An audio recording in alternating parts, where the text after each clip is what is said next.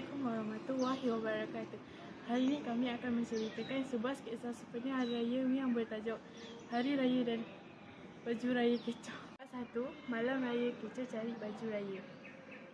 Oh amai-amai belalang kupu-kupu, tepuk adik pandai emak upah susu. Adik salah lah. Habis macam mana? Macam ni. Tepuk amai-amai belalang kupu-kupu, tepuk adik pandai emak upah susu. Susu macam tu. Oh, baru tahu.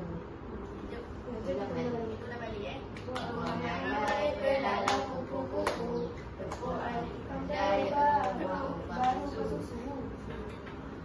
Sofia, halo Denish. Ni ambil baju dia saya gosok. Okey, Ibu. Dah buat kecoh esok pagi.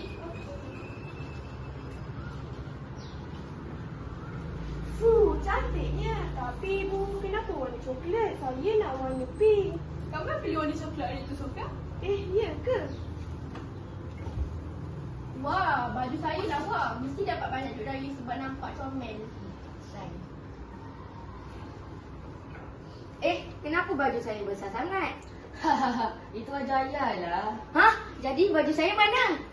Baju mana? Semua mula panik dan mencari baju Danish. Aduh, Danish itulah cuai sangat.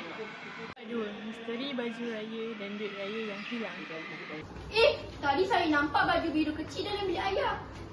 Sebenarnya ayah tu pakai baju Danish. Sebaik kakak baju Danish. Ya Allah, ayah. Baju ayah. Ayah nak nampak muda ke? Semua mula ketawa dan mereka akhirnya bertukar baju dengan betul.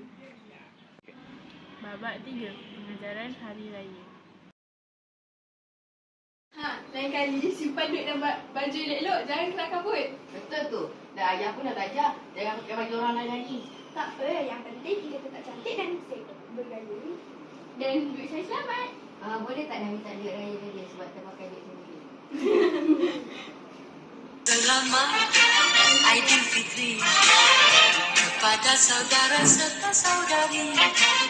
Setahun hanya sekali merayakan hari yang mulia ini.